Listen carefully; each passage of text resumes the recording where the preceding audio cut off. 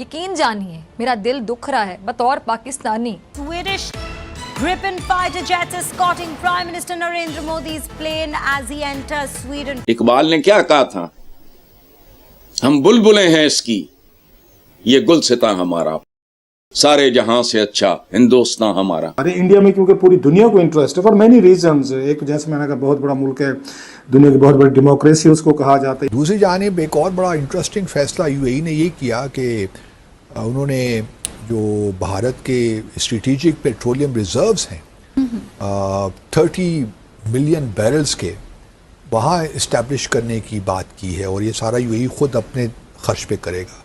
जंग में नुकसान यूएई का हो गया, फायदा इंडिया उठा रहा है। उनको कह रहा है कि तुम हमारे पास स्टोरेज फैसिलिटीज बनाओ, तुम अपना इतना मिलियन बैरल ऑयल यहाँ पे स्टोर करो। यूएई की तरफ से इंडिया में रखवाना, रिजर्व करवाना कोई ये छोटी मोटी बात नहीं। तो रोजाना 21 से 22 अरब रुपए कर्ज जो है वो लिया जा रहा है, कहीं नजर नहीं आ रहा, आवाम पे नहीं लगाया जा रहा। ये कर्ज जो लिया जाता है ये जाता कहाँ है? जिनके पेटों में जाता है वो कर्ज आपको हमें दिखता है पनामा लीक्स की सूरत में, डॉन लीक्स की सूरत में। दूसरी जानिब नरेंद्र मोदी अपने फाइटर जेट्स का स्क्वाड्रन यूएई में तैनात कर रहे हैं, जबकि जो भारतीय फौज के सरबराह हैं उन्होंने जो एक इंटरव्यू में कहा, बड़ी धमकी दी पाकिस्तान को, अगर तारीख और जोग्राफिए का हिस्सा बनना है या नहीं ये आप खुद फैसला करें, यानी हमें सफ़े हस्ती से मिटाने की धमकी।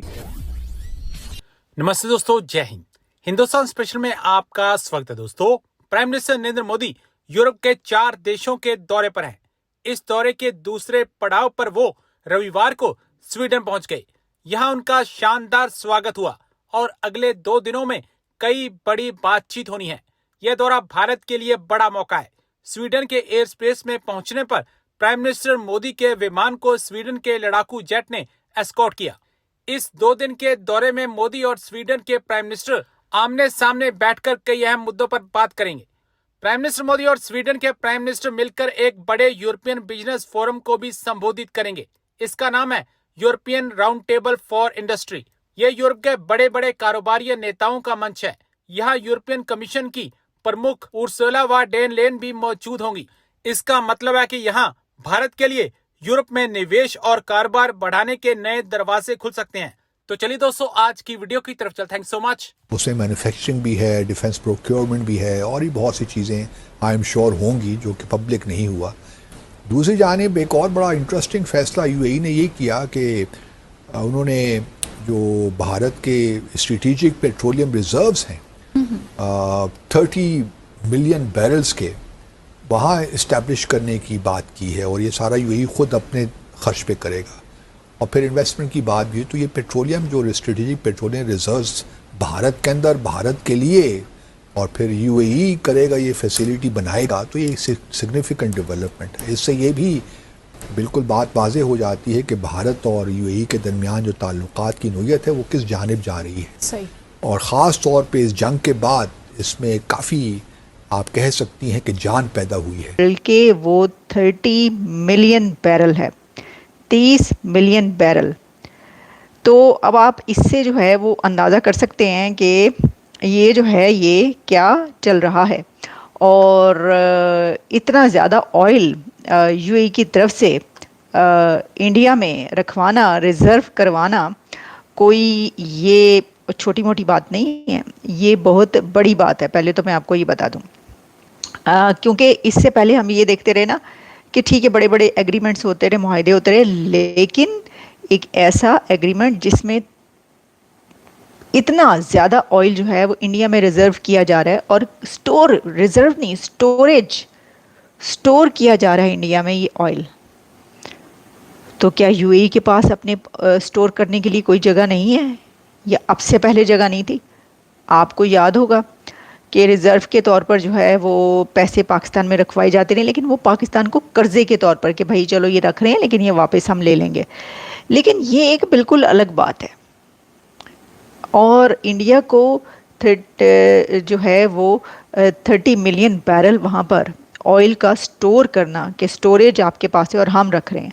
इससे देखिए, मैं पहले बता चुकी, भारत को सबसे बड़ा फ़ायदा तो ये है कि एक ऐसे लम्हे में, एक ऐसे मोमेंट में कि जब स्ट्रेट ऑफ हॉर्मोज जो है वो आपको पता है कि बंद होती रहती है, कभी जो है वो ओपन भी हो जाती है, लेकिन उसमें अगर इंडिया के लिए कोई मसला पैदा होता है, कोई स्ट्रेट ऑफ हार्मोज बंद होती है, तो उसके पास कोई मसला ही नहीं होगा, उसके पास तो ऑयल रिजर्व पड़ा हुआ है यूएई का। वो जब चाहे उसको इस्तेमाल कर सकता है, यानी ये कि वो वहाँ पर जब है तो मुश्किल पड़ने पर, ज़रूरत पड़ने पर ऑब्वियसली उस यूज़ भी किया जा सकता है। बहरहाल इसकी बहुत सारी डायनामिक्स हैं, लेकिन मैंने आपको ये बताना था कि मैंने कल जो है वो 30 मिलियन आपको नहीं बताया था बैरल, अब मैं आपको ये बता रही हूँ। अच्छा, अब देखें, एक तरफ जहाँ पहले यूएई की तरफ से पाकिस्तान में पैसा जाता था, पाकिस्तान में ऑयल जो है वो जो रिज़र्व रखने की बात होती थी कभी, तो अब जो है वो ये वाली सारी सिचुएशन प्रैक्टिकली हो रही है इंडिया में। इससे आप अंदाज़ा कर सकते हैं कि जो टिल्ट है वो बिल्कुल मतलब एक शिफ्ट है, एक बहुत बड़ा शिफ्ट है। वो आपको पता ही है उसके पीछे बहुत कुछ है, ईरान वॉर के बाद से जो कुछ जियो पॉलिटिक्स जो चली है उसमें बहुत कुछ है। बढ़ के जो इनको एडवांटेज होता है वो ये होता है कि जो एक फॉरेन रेमिटेंस आती है, इसीलिए तो वो ये भी एक आप देख लें कि एक बड़ा स्ट्रॉन्ग कनेक्शन है, ये भी एक बड़ा स्ट्रॉन्ग कनेक्शन है between the Indian government and the people of India, and वो इनको बाहर से ये वेलकम करते हैं। ये दिस इज सिग्निफिकेंट, इसीलिए तो मोदी जाके वहाँ पे बार बार अपने लोगों से बात करते हैं ताकि उनको बताऊं मैं तुम्हारे लिए क्या कर रहा हूँ, ये वो। सो इंडिया की इकोनॉमी का साइज बढ़ा है और जो मैन्युफैक्चरिंग स्पेस बहुत ज़्यादा है इनके पास, और वहाँ पे पर कैपिटा इनकम और वो स्मार्ट टेक्नोलॉजी पे बिलीव करते हैं ना, एग्रीकल्चर में, ट्रेड में, green energy for example. India कहते ही है, अब सारी बातें करना तो इतना आसान कोई नहीं ना होता कि हम जी 2070 तक क्लीन एनर्जी पे शिफ्ट होंगे, बातें तो वो करते हैं, लेकिन वो जैसे उन्होंने उधर से क्या नाम है, जैसे ही उन्होंने किया है यूएई से एग्रीमेंट साइन किया, ठीक है, आप उससे अंदाज़ा पता चलेगा कि वो 30 मिलियन ऑयल जो है वो कहते हैं बैरल सेव करेंगे इंडिया के अंदर। तो वो ग्रीन एनर्जी पे भी काम कर रहे हैं, न्यूक्लियर पे काम कर रहे हैं और इन चीज़ों पे काम कर रहे हैं कि इनसे यार तेल बनाओ, बिजली बनाओ, energy self sufficient, because looking at the level of the size of the country and the sample of the population is very dangerous if you are not having enough बिजली, enough energy, simple, enough gas, आप collapse कर जाएंगे, ठीक है। सो ये storage capacity बना रहे हैं, ये यूएई की स्टोरेज कैपेसिटी इंडिया में बन रही है। चलो एक तो यूएई के पास उतनी लंबी चौड़ी वहाँ पे स्पेस नहीं होगी,